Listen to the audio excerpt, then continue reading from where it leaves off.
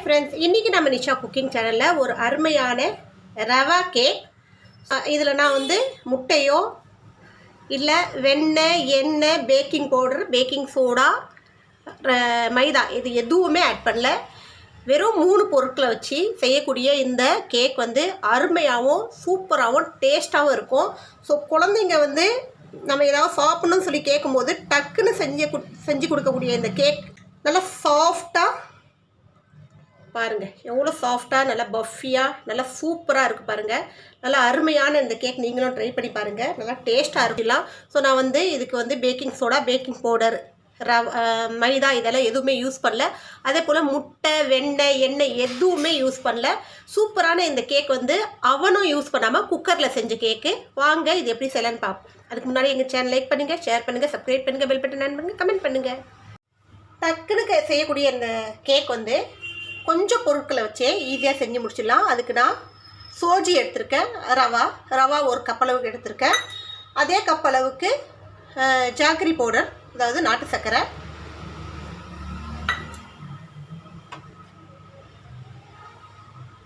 இதுக்கு தேவையான அளவு மில்க்,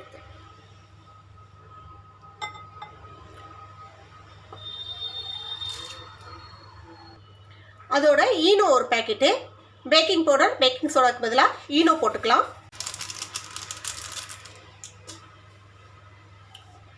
கொஞ்சோண்டு சால்ட்டு லைட்டாக ஒரு 2-3 பிஞ்ச் அளவுக்கு, கொஞ்சோண்டு வெண்ணிலா எசன்ஸ். இப்போ இது எல்லாத்தையும் ஒன்றா மிக்ஸ் பண்ணிக்கலாம். ஸோ நம்ம பால் ஃபஸ்ட்டு இந்த ஊற்றி இருக்கிற பால் ஃபுல்லாக இதில் மிக்ஸ் ஆகி அந்த ரவா வந்து அந்த பாலை முழுசாக அப்சர்வ் பண்ணிக்கும்.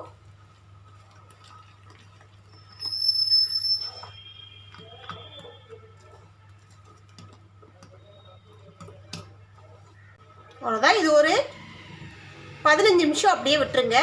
இந்த ரவா ஃபுல்லாக அந்த இதில் உள்ள பாலை ஃபுல்லாக அப்சர்வ் பண்ணி ஊறின பிறகு நம்ம மோல்டில் மாற்றிக்கலாம். சோஜி ஊறி இருக்கும். ஸோ பால் நல்லா அப்சர்வ் பண்ணிக்கிச்சு. இப்போ நம்ம இதில் கொஞ்சோண்டு தேங்காய் துருவல், இது வந்து சூப்பர் மார்க்கெட்டில் விற்கும், இதை போட்டுக்கலாம். அப்படி இல்லைனாலும் உங்களுக்கு தேங்காய் துருவல் அவாய்ட் பண்ணிக்கலாம், இது ஆப்ஷன் தான். ஸோ கொஞ்சம் சாப்பிடும்போது நல்லா இருக்குன்னு சொல்லிட்டு, இல்லை நீங்கள் நார்மலாக நம்ம வீட்டில் இருக்கிற தேங்காய் கூட நல்லா துருவிட்டு லைட்டாக ரோஸ்ட் பண்ணி போட்டுக்கலாம். இதோட செரி பழம் கொஞ்சோண்டு போடுறேன், அங்கங்கே கடிக்கும் போது கேக் சாப்பிடும்போது நல்லாயிருக்கும் சொல்லிட்டு, இதுவும் ஆப்ஷன் தான். செரிக்கு பதிலாக ஏதாவது ட்ரை நட்ஸ் நீங்கள் சாப் பண்ணி போட்டுக்கலாம். இப்படி இல்லைனாலும் இது எதுவுமே இல்லாமலே இது நல்லாயிருக்கும். ஸோ இதில் நான் பட்டர் ஆட் பண்ணல, முட்டை எக் ஆட் பண்ணல, எண்ணெய் ஆட் பண்ணல, அதே போல் சுகரும் ஆட் பண்ணல. ஸோ நல்லா சூப்பரான நல்லா ஹெல்த்தியாக இருக்கும், சாப்பிடும் போது கேக்கும் நல்லா டேஸ்ட்டாக இருக்கும்.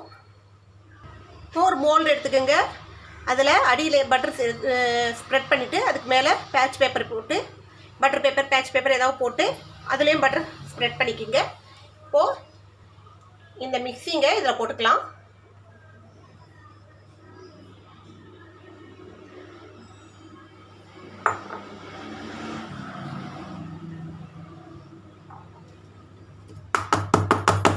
இதை இப்படி செட் பண்ணி விட்ருங்க. இது ரொம்ப முக்கியமான ப்ராசஸ். இந்த மாதிரி தட்டினா தான் அது நல்லா செட் ஆகும். குக்கரை ப்ரீஹீட் பண்ணி வச்சுருக்கிறேன். இதில் இந்த மோல்டை இறக்கிக்கலாம். இப்போ இது உங்களுக்கு ஒரு 40 மினிட்ஸு 35 மினிட்ஸ் ஆனதும் ஓப்பன் பண்ணி பாருங்கள் பேக் ஆகிடுச்சான்னு. அப்படி இல்லைனா இன்னொரு 5 நிமிஷம் விட்டு எடுத்துக்கலாம். ஸோ 40 மினிட்ஸ் வரைக்கும் வித்தவுட் அதாவது கேஸ்கட்டும் விசிலும் இல்லாமல் குக்கரை க்ளோஸ் பண்ணி விட்ருங்க. அடுப்பு வந்து ரொம்ப ஹைலே இல்லாமல் ரொம்ப சிம்லே இல்லாமல் கரெக்டான மீடியம் ஃப்ளேமில் வச்சுக்கோங்க. இதே நீங்கள் அவனில் செய்கிறதா இருந்தால் 350 ஃபாரன்ஹீட்டுக்கு 170 டிகிரி செல்சியஸில் 30 மினிட்ஸ் பேக் பண்ணிங்கன்னா கரெக்டாக இருக்கும். ஸோ 40 மினிட்ஸ் கழித்து நம்ம பார்ப்போம். வாங்க கேக் ரெடி ஆகிடுச்சான்னு பார்ப்போம்.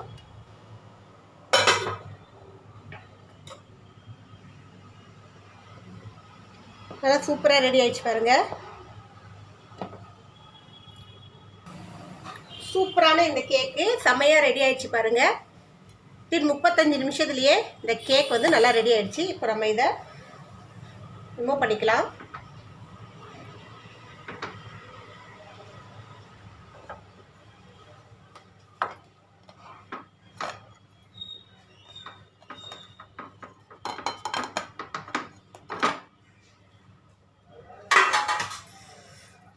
நல்ல மணக்க இருக்குது. நம்ம தேங்காய் போட்டோம் இல்லையா, இந்த தேங்காவுடைய வாசனை இந்த வெல்லத்தோடு சேர்ந்து நல்லா சூப்பராக இருக்குது பாருங்கள். கேக் செம்மையாக இருக்குது.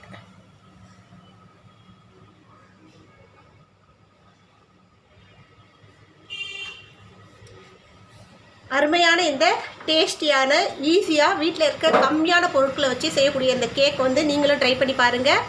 சூப்பரான இந்த கேக் வந்து குழந்தைங்களுக்கு ரொம்ப பிடிக்கும். குயிக்காகவும் செய்யக்கூடிய இந்த கேக் வந்து ரவாவில் செஞ்சது. நீங்களும் ட்ரை பண்ணி பாருங்கள்.